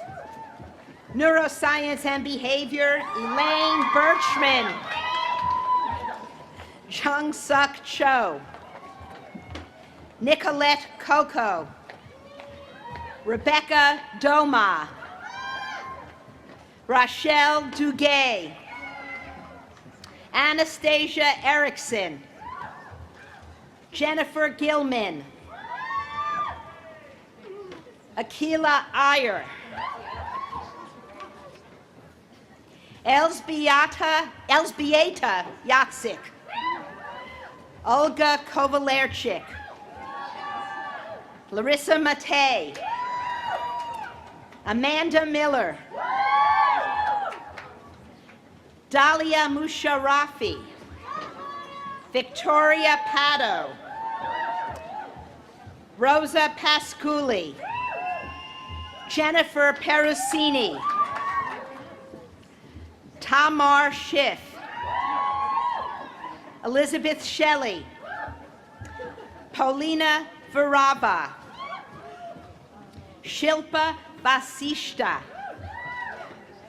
Haley Veccarelli. Yvonne Wang. Diane Yu. Neuroscience and Behavior and Spanish and Latin American Cultures, Zoe Klein. Philosophy, Shayna Crandell. Margaret Crone. Gwendolyn Dipert. Carrie Fuchs. Jennifer Grosbard. Esme Murdoch. Hannah Perry. Laura Rogers. Jillian Ruggiero. Physics, Jillian Drake. Gwen Efgen. Ann Norick. Caitlin Patterson. Ryoko Suzuki. Physics and Dance, Glenna Clifton. Special major in astrochemistry, Gemma Walcott Green. Political science, Alana R.J. Sarah Arrow. Elise Bergerson. Caitlin Brazil. Emily Crossan. Yasmina Dizdarovich. Alexis Decker. Davina Etwaru. Keely Faulkner. Sydney Frosch. Miriam Goldblum. Sarah Hirschman. Christine Hezon. Nancy Humer. Masuma Javed.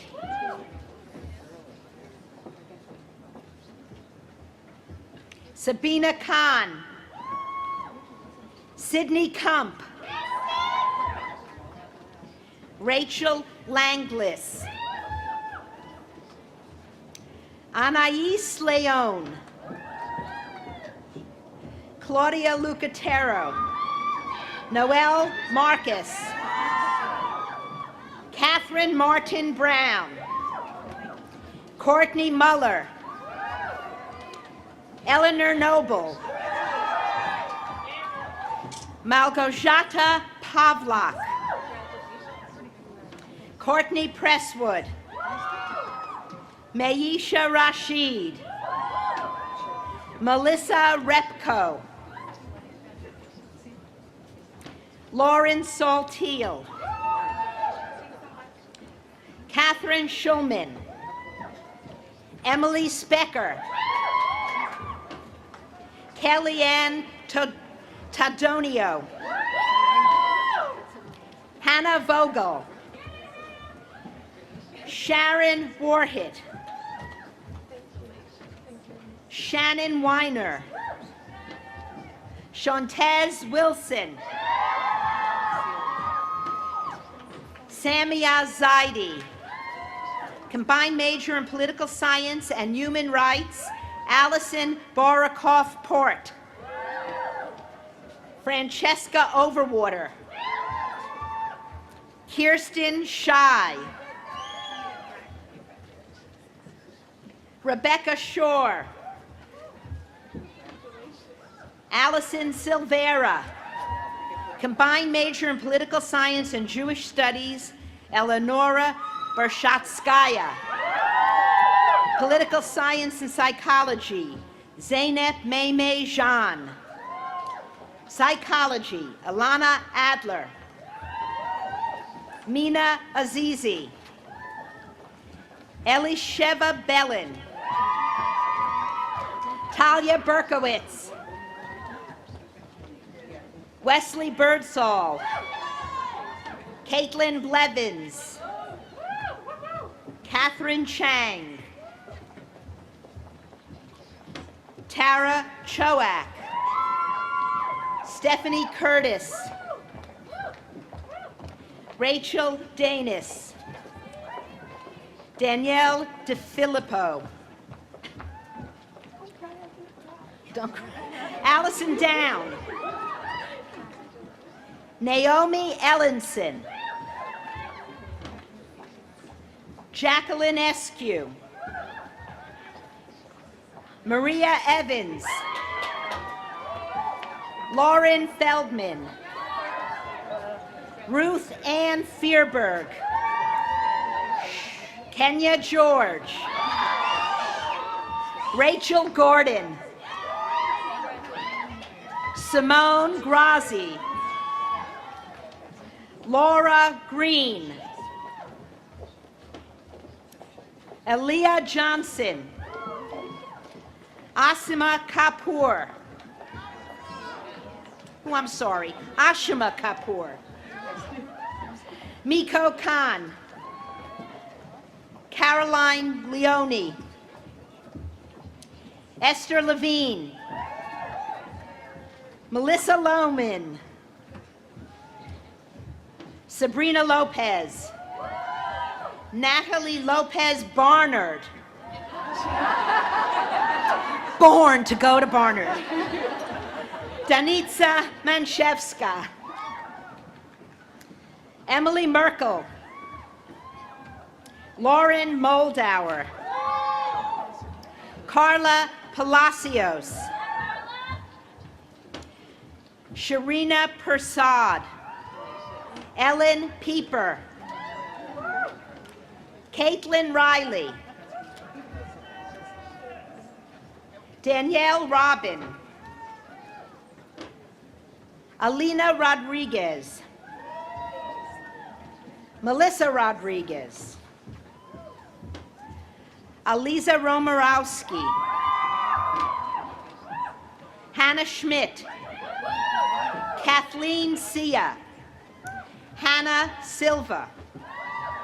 Kalinda Smith. Joelle Velasco. Jane Waterfall. Courtney Williams. Abigail Wilpers. Amy Young. Ming Yuan Zhou. Combined major in psychology and human rights, Tara Banahi. Psychology and theater, Anna Weinstein. Religion, Eliana Borzak. No, Ilana Borzak. Too much practice. Lindsay Lavorne Zimmerman. Combined major in religion and women's studies, Sarah Shara Colburn. Russian, Micah Harwitz. Robin Jensen. Russian Regional Studies, Laura Hendrickson. Rebecca Kim. Sociology, Melissa Brito. Sarah Chen. Michelle Chung.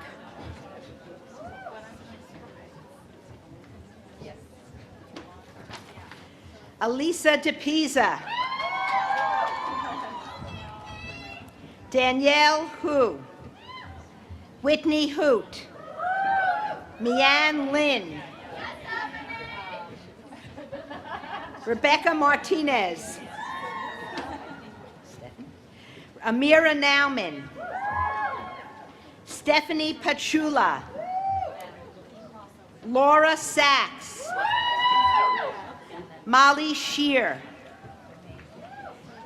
Shayna Siegel. Veronica Vasquez. Kathleen Wong. Combined major in Sociology and Human Rights, Alexandra Woodward. Spanish and Latin American Cultures, Elizabeth Byerly. Statistics, Amanda Rivera. Theater, Heather Englander. Lily Finn. Catherine Fitzgerald. Marie Huntley. Heather Janey. Amanda Rohde. Combined major in Theater and Women's Studies, Melissa Macedo. Urban Studies, Anna Ahrens. Emily Byrol. Wendy Bermudez. Anna Brower. Suzanne Chipkin. Kaylee Doombach. Malika Edquist. Marley Ikowitz. Constanza Jacobs. Takako Kono. Ann Krasner. Victoria Lehman. Lucia Mattox. Logan Morrow. Jennifer Pine. Anna Wagoner Sobrero. Women's Studies, Molly Allig. Vanity David.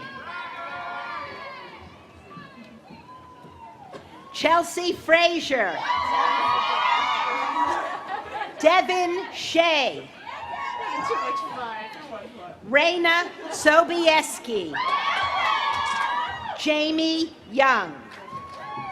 And now, last, but certainly not least, I am pleased to present the senior marshals, those members of the class honored in these ceremonies for their contributions to the life of the college in its many aspects and their service to the entire Barnard community.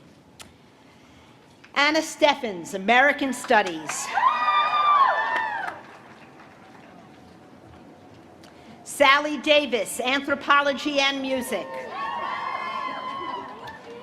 Samantha Cooperberg, Anthropology. Zeest Hader, Economics.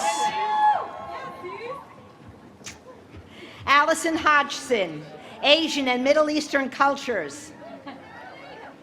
Rachel Simonson, Biological Sciences.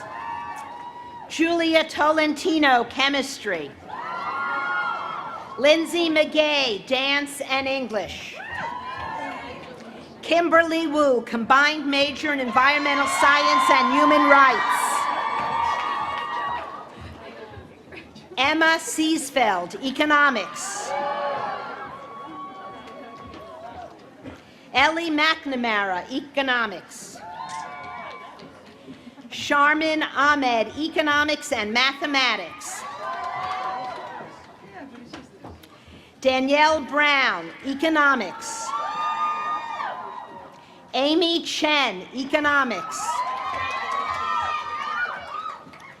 Joy Resmovitz, English. Alexandra Huber, English. Isabel Arujo, English. Rachel Wilkinson, Political Science. Catherine O'Gorman, Political Science. Keysandra Aguinor, Neuroscience and Behavior. Megan Manganero, Neuroscience and Behavior. Rachel Lobel, History. Marcy Levely, Combined Major in History and Women's Studies. Virginia Berger, French and Francophone Studies. Leonore Waldrip, English with a concentration in writing.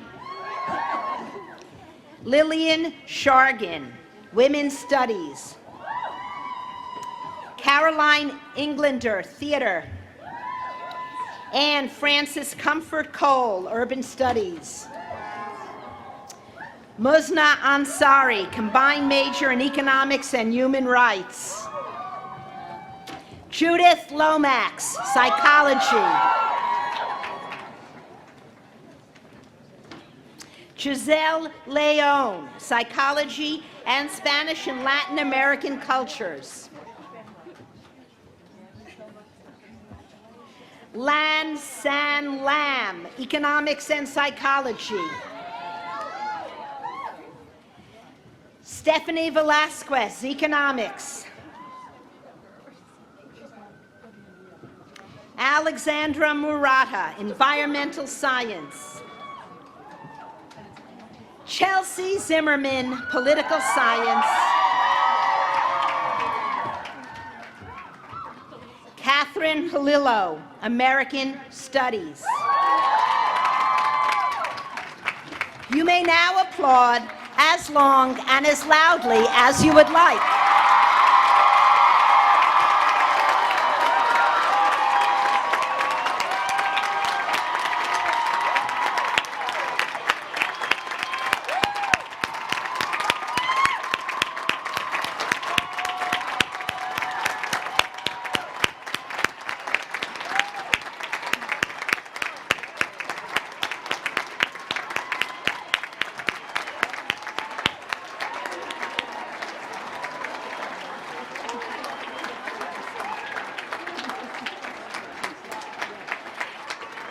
It is my privilege, acting on the authority delegated to me by the Board of Trustees and on behalf of the faculty of Barnard College, to present these students just named at the Columbia University commencement ceremony to be held Tuesday morning for the degree of Bachelor of Arts with all the rights, privileges, and responsibilities pertaining thereto. And now it is my turn to depart a little bit from the formalities of my role today and to offer a few more personal closing remarks. And I hope you feel my pain, because it is a beautiful May day. You or your daughter or granddaughter or sister or girlfriend has just graduated from college. You have heard from the inimitable Anna Quindlen and the extraordinary Meryl Streep. Champagne and good cheer are waiting for you just across the street. And I get to be the finale. So what, I asked my son, can I possibly say? Just keep it short, Mom, he advised. Just keep it short. And so I shall. In fact, I am going to give you not a speech, nor even words of wisdom, but instead just a list, stealing shamelessly from the style of, well, a rather shameless man. So without attribution or further ado, I would like to present the top 10 things I hope you've learned at Barnard. Thing number 10.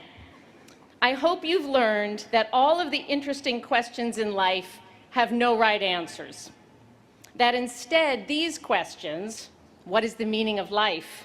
What is the relationship between interest rates and inflation? Where is the best falafel in Manhattan? exist only to baffle us and to push us to search for answers, even as we know we'll never find them. Number 9, I hope you have learned that the joy of inquiry comes from the process itself, from seeing puzzles and building hypotheses and garnering the evidence to formulate an argument. I hope you have spent hours in the library or at the microscope or behind the stage, frustrated and angry and convinced that you'll never get it right. And I hope you realize, with the passage of even just a little bit of time, that those were actually the moments when you pushed yourself to glimpse a little bit of the truth. Number 8, notwithstanding numbers 9 and 10 above, I hope you have also learned that sometimes the answer is just 12, or 6.25, or no. That, in other words, there are facts out there, hard, fast, irrefutable, and irrevocable facts, and that it's your job to understand them and to analyze them rather than just relying on other people's interpretations. Number 7, I hope you have learned that we live, in an increasingly global world, a world which does not, in fact, revolve solely around the United States, and in which U.S. influence is probably going to be dampened over time. Instead, diversity entails engaging with and learning from people who are fundamentally different than you, people who have very different sets of beliefs, people whom you may not like. Diversity, I hope you've learned here, is a critical element of building a better society, but it doesn't come easily, and it cannot be attained merely by proclaiming it. Number 5, I hope you have learned the meaning of agency, that each of you is not just a person to whom things happen, but an individual who makes things happen. I hope you have a sense of just how great your agency can be, but also that greatness is not necessarily related to size. In other words, I hope you've learned that you need not make an impact on the world by curing cancer, or running a Fortune 500 company, or writing the great American novel. Instead, you affect the world with every decision you make, to take this job rather than that one, to donate to this cause rather than the other, to smile at the stranger you pass on the street rather than look away. You exert power with virtually every move you make. It's your job to recognize this power and to use it wisely. Number 4, despite what I said about globalization, I hope you realize that New York is still the best city on the planet. Number 3, I hope you've read Milton Friedman and Karl Marx and that you know the difference. I hope you've read Simone de Beauvoir and Betty Friedan and that you understand something about the women who gave you the rights and the freedoms you enjoy today. I hope that the poets among you have learned the basics of organic chemistry and that the chemists learn to appreciate the power and beauty of prose. I hope you've read Zora Neale Hurston and Anna Quindlen and Mary Gordon and Jhumpa Lahiri, and that you never, ever forget that they're all Barnard women. Number 2, I hope you have learned that you are the future, and that in that future you will be paying for my Social Security because the US government is going to run out of money eventually. That was the intro to macroeconomics for those of you who might have missed it. And finally, number 1, I hope you have learned, even in the few weeks leading up to this day, that life moves faster than you ever imagined it could, that things you see stretching out into the distant future, a career, kids perhaps, that book you want to write, your 20th reunion, are actually much closer than you think. So grab the time before you and the time you are in. Cherish it, use it, and don't wait too long to do the things that really matter to you, whatever they may be. Realize in the beauty of this day that, like all of us, you will grow and age and change. So use your time wisely, and in the meantime, wear sunscreen. Thank you for being here today. Thank you for being part of Barnard.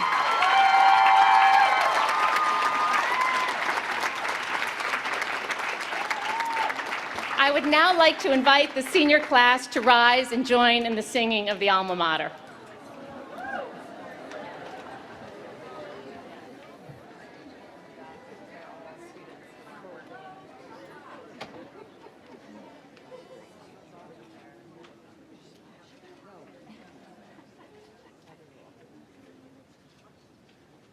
There's a college on a hilltop that's very dear to me, and a certain group of students with ties of camaraderie. So we'll sing to dear old Barnard and loyal be and true, as we show to coming classes how we love the white and blue. When the day has come for parting and college days are o'er, there will always be a fondness for the good old days of yore. And we'll sing to dear old Barnard as in memory we see the college on a hilltop where our classmates used to be.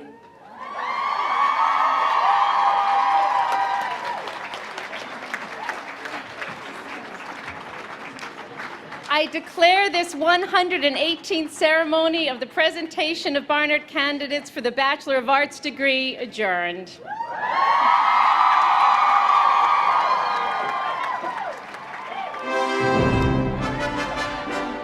Please stay in place until the last graduate has left their seat and we complete the procession. And then please also join us back on the Barnard campus as we continue our celebration.